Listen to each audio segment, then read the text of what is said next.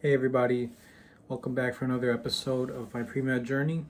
Today I'm going to talk about part 2, which is going to be about my freshman year in college. So I started my freshman year in 2017 and I was in school with a few of my friends at the time. I'd say there were 3 or 4 people I was close with. And I took the standard 15 credits a semester, the usual course load, 4 classes. I took the first semester general biology, general chemistry, calculus, and a literature class to meet the English requirements for graduating. In that first semester, I felt very, easy compared to what comes later. It's really not that much work. You have little lectures. Your labs aren't too long. Um, on top of that, it's the first semester, so teachers aren't giving the most advanced material. The class are called general, so it's more basic material. And so it was pretty easy for me to be on top of everything. And thankfully, I ended up with a 4.0 that semester. And a big reason why was I already had good study habits coming into college. And so, what does that mean exactly by good study habits? In all honesty, I feel like good study habits revolve around 3 things. The first one is confidence. You have to have confidence in yourself that, I can learn the material, whether it's with other people's help or myself. The second part would be having some kind of clutch factor, is what I would call it. You need to be able to be clutch sometimes, as in maybe sometimes you didn't have enough time to study for a test. Instead of panicking, uh, instead of panicking about the exam, you can actually just study maybe the night of or the day before and take the test in a calm manner and do well. And the third part would be having the connections. Connections means, being in good terms with other students, teachers, and people that are older than you to get advice about, like, hey, what should I do for this class, or like, hey, do you have old exams, or just, hey, I'm not sure how to do this homework problem, can you explain it to me? You really need, I feel like, those three things really help you to succeed and build good study habits. And so for me, kind of this all every day went Monday through Fridays. I had lectures. Some days in college you have way more lectures, like you're gonna stay like a 9 to 5. Some days you might only stay 2, 3 hours. And Friday I would only stay literally 1 hour. And later, eventually in college, you can just not go to school on Friday, as in you don't schedule any class on Friday. But that first semester, I just had 1 hour. And so I was only studying maybe 3, 4 hours a week. Or, I'm sorry, not 3, 4 hours a week, but 3 to 4 days a week.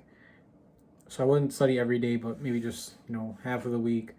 And what this did when I just studied intermittently like that is it made it really easy for me to learn everything before the exam, because I kind of already had a grip. So, the few days before an exam, I wasn't stressed about, oh, I have to learn everything. I just maybe need to brush up and maybe learn like 10 to 20% of the new material. And so the days of the exam, me and my friends, we all kind of did the same.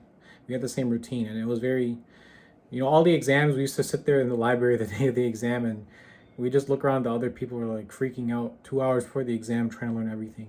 And to be blunt with you, if you're trying to be a pre-medical student, it's very different than trying to be a pre anything else. You have to have a very, very high GPA.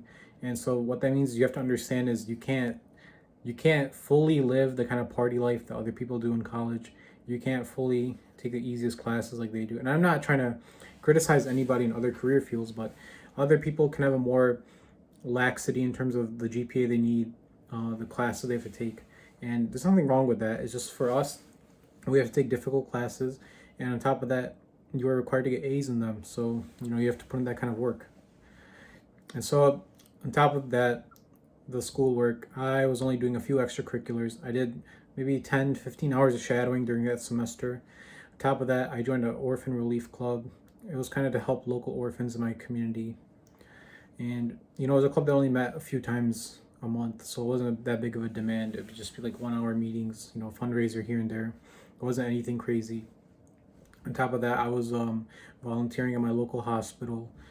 And these 3 things, or that's all I did. And this was maybe these 3 extracurriculars are like a time commitment of maybe 30 hours a month max, which when you split that over 4 weeks, that's pretty minimal considering how little you actually have to study the first semester, just because the classes are easier.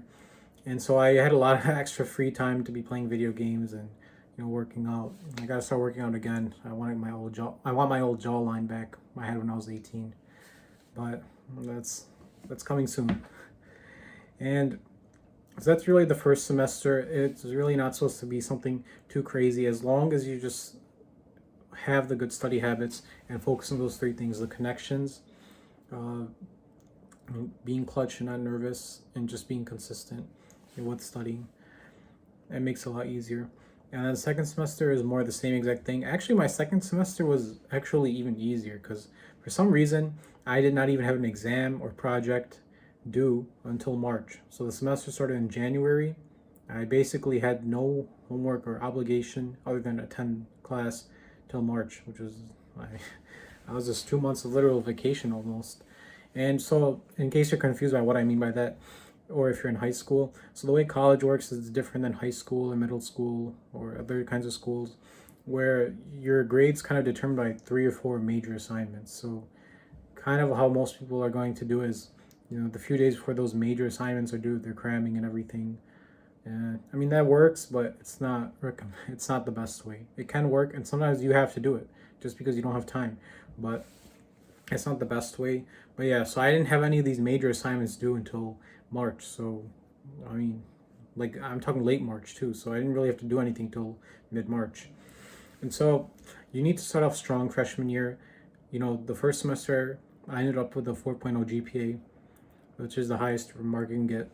And then the second semester, I got a 3.84, which is not the highest, obviously, but it's still very high. It's very good. You just need to be around a 3.8 by the time you're applying to medical school. So I ended the year off with an average of 4.0 plus 3.8 divided by 2. It's around 3. It was like 3.93 or 3.94, something like that. And so I ended up strong. And what this is, why it's important to end up strong like that, is because you may end up, taking L's in other classes, or go or something else. There are going to be harder classes down the road. So maybe if you start off strong, you can kind of give yourself some leeway.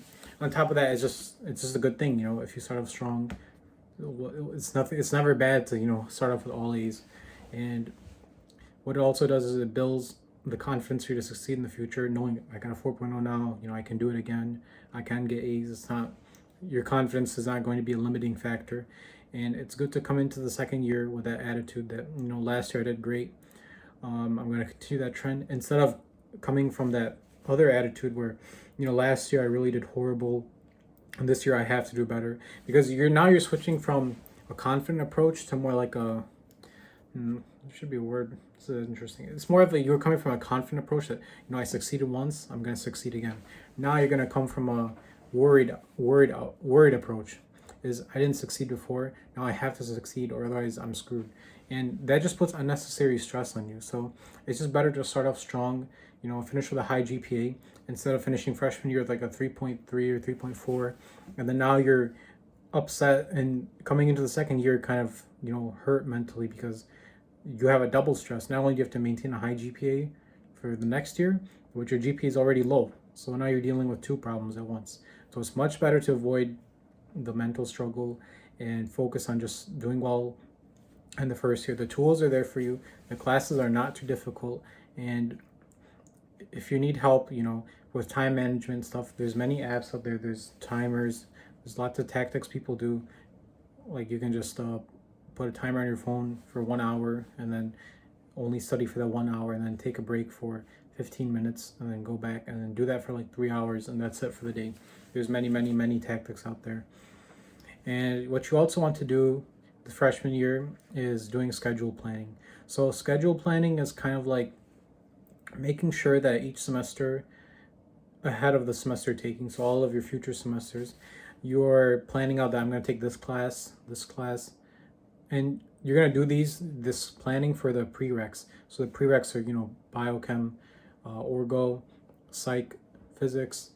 There's a few more, along with your major requirements, because you also have to take classes for your majors. And if you're doing a science major, obviously a lot of the prereqs for medical school will correlate with your major. So sometimes you can get two birds with one stone. But it's important to start doing this planning early. As in this semester, I'm going to do these, the next one, this class and that class. Because if you don't do it early, at some point later on, where you're going to have to be taking many science classes at once, you might find out, oh dang it, I can't take this one right now, or like, oops, I forgot I had to take this class as well. And then now you kind of just screwed yourself a bit, because now you're going to be forced to take a class in the summer. So you want to try to avoid that situation at all costs. And by doing planning ahead of time in freshman year, which, I mean, to be honest, you can do this all within a day or two. I mean, it does take a few hours. It's kind of lengthy because you have to see when is this class offered, which semester, and double check, with your degree works, or however your school. There's usually schools will have a system to tell you like these classes are need to graduate, and this, and you can go on AMC to see which classes are needed as a prereq as well. And so when I finished freshman year, I was doing part of this as well. I had the first kind of 2 years planned out. And so when I finished my freshman year, I had already finished my general chemistry, my general biology requirements. I had finished my math requirements up to Calc 1.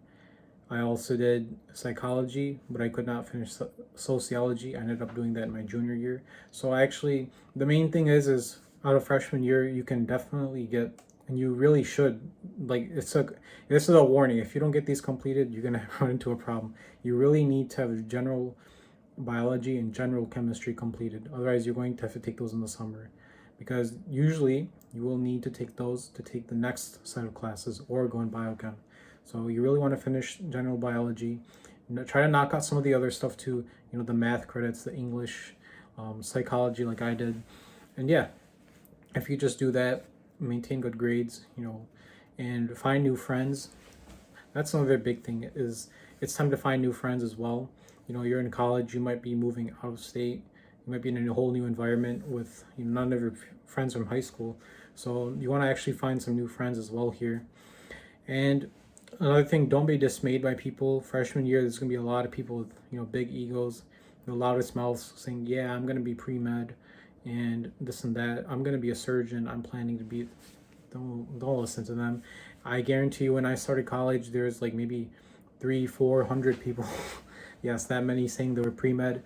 I think by the time I applied, maybe 40 to 50 people applied, and maybe around half, not half, maybe around like 50%, or not even half, maybe like 45% got in. And that's just the nature of the beast, so don't be dismayed. Make friends with people, but just be aware that a lot of people that you think are going to be in that path with you, they're definitely going to change. One of my best friends, actually, he was a pre-med, and he changed his path to something that he felt more comfortable and happy with.